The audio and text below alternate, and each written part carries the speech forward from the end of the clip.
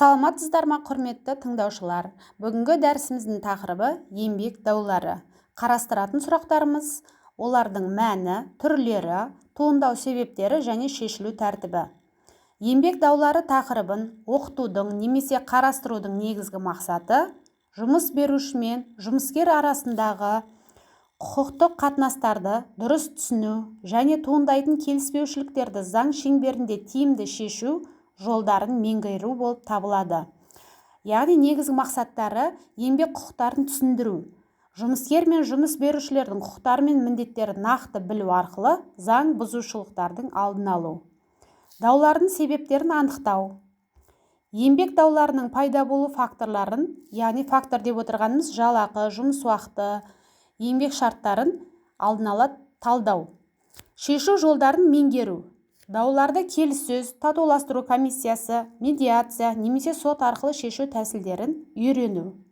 Құқықтық мәдениетті қалыптастыру.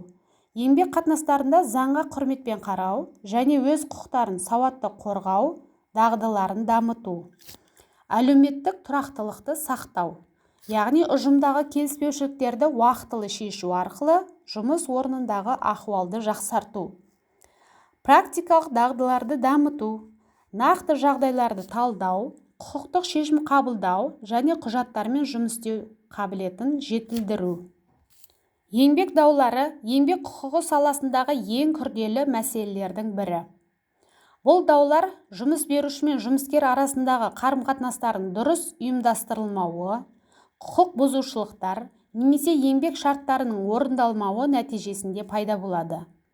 Еңбек дауларын реттеу әлеуметтік тұрақтылықтың, өндірістің тиімділігінің және жұмыскерлердің құқықтарының сақталуының негізгі кепілі болып табылады.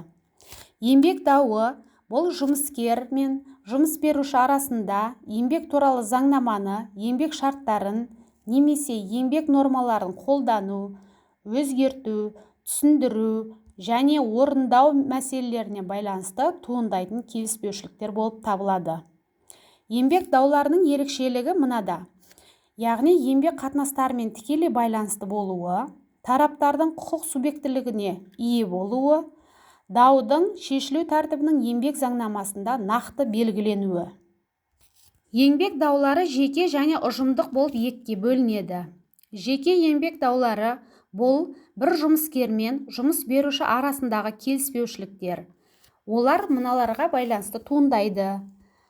Жалақы төлемеу немесе кешіктіру, еңбек шартын заңсыз бұзу, жұмысқа қабылдаудан бас тарту, тәртіптік жазаға шағымдану, еңбек жағдайын өзгерту және жұмыс уақыты мен демалыс уақытына қатысты даулар болып келеді. Жеке еңбек даулары көбіне тұрмыстық сипатта болады, бірақ құқықтық тұрғыдан күрделі болып келеді. Қазіргі уақытта жеке еңбек дауларын шешумен келісу комиссиялары айналысады, ал келісу комиссиясы шешім шығармаған жағдайда ол даумен сот айналысады. Сондай-ақ комиссияға келіп түскен өтінішті комиссия берілген күні міндетті түрде тіркелуі тиіс. Бұл қандай жағдай болсын, еңбек дауын мұнда өтініш берушінің қатысуымен қаралуы керек. Ведомство мәліметінше, келісу комиссиясының өкілдері келіп түскен өтінішті 15 күн жұмыс күні ішінде қарауға және дау тараптарына шешімнің көшірмесін оны қабылдаған күннен бастап 3 күн жұмыс мерзімінде беруге міндетті. Мұнымен қоса, комиссия шешімі берілгеннен мерзімде орындалмаған жағдайда жұмыскердің немесе жұмыс берушінің сотқа жүгінуге құқығы бар. Сондай-ақ министрліктегілер жеке еңбек дауларын қарау бойынша белгілі бір мерзімдердің болғанын айтады. Мысалы, жұмысқа қайта алу туралы даулар туған жағдайда, жұмыс берушінің еңбек шартын тоқтату туралы актісінің көшірмесі келісу комиссиясына тапсырылған күннен бастап 1 ай ішінде қаралуы тиіс. Ал қалған басқа еңбек даулары бойынша жұмыскер немесе жұмыс беруші өз құқының бұзылғандығы туралы білген немесе білуге тиіс күннен бастап 1 жыл ішінде шағымдана алады. Екінші, ұжымдық еңбек даулары. Бұл жұмыс беруші мен жұмыскерлер тобы арасындағы келіспеушілік болып табылады. Олар келесі мәселелер бойынша туындайды. Еңбек шартын, яғни ұжымдық шарт жасау немесе оның талаптарын өзгерту. Еңбек жағдайларын жақсарту. Еңбекақы жүйесі мен мөлшерін белгілеу. Әлеуметтік пакет пен кепілдіктерге қатысты талаптар арқылы туындайды. Ұжымдық даулардың өршуі ереуілдерге, бұқаралық наразылықтарға әкелуі мүмкін. Сондықтан бұл дауларды реттеу ерекше тәртіппен жүргізіледі. Еңбек дауларының туындауының бірнеше себептері бар. Яғни ол бірінші экономикалық себеп. Яғни жалақының төмен болуы, еңбек жағдайларының қанағаттанарлықсыздығы, әлеуметтік кепілдіктердің жеткіліксіздігі. Екінші, ұйымдастырушылық себептер. Яғни жұмыс берушінің еңбек заңнамасын бұзуы, басқару мәдениетінің төмендігі, жұмыскерлермен коммуникацияның болмауы. Үшінші, құқықтық себептер. Еңбек шарттары мен ұжымдық келісімдердің дұрыс рәсімделмеуі және нормаларының түсіндірілмегендігінен айырмашылықтар. Төртінші, бұл әлеуметтік психологиялық себептер. Яғни әділетсіздіктің сезімі, жұмыскер арасындағы қысым немесе конфликттердің болуы. Жеке еңбек даулары екі негізгі жолмен шешіледі. Бірінші, татуластыру комиссиясында шешу, екінші, сот арқылы шешу. Татуластыру комиссиясы тең заңды жұмыс беруші және қызметкерлер өкілдерінен тұратын орган. Яғни комиссияның қызметі дауды қарау, дәлелдерді тыңдау, екі тараптың келісіммен келуіне ықпал ету, келісім хаттамасын рәсімдеу болып табылады. Егер жұмыскер комиссия шешімімен келіспесе, ол сотқа жүгінуге құқылы. Сот арқылы шешу. Сот еңбек дауларын шешудің басты органы болып табылады. Тікелей сотқа жүгінуге болатын жағдайлар. Еңбек шартын тоқтатуға қатысты даулар, жұмысқа қалпына келтіру, заңсыз босату, жалақыны өндіріп алу. Сот шешімі міндетті болып табылады. Ұжымдық еңбек дауларын реттеу бірнеше кезеңнен тұрады. Бірінші кезеңі татуластыру рәсімдері, яғни татуласу комиссиясы құрылады, олар келісімге тараптар арқылы келуге тырысады. Екінші, еңбек арбитражы, яғни тараптарының өкілдері мен тәуелсіз сарапшылар кіретін органдар болады. Арбитраж шешімінің міндеттілігі екі тараптың келісіміне байланысты болып келеді. Келесі, бітімгерлік рәсімдері, яғни медиатор қатысуымен өткізілуі мүмкін. Екінші түрі бұл ереуіл. Егер татуластыру рәсімдері нәтиже бермесе, жұмыскерлер ереуілге шығуға құқылы. Ереуіл еңбек өндірісін уақытша тоқтату арқылы өз талаптарын қорғау әдісі болып табылады.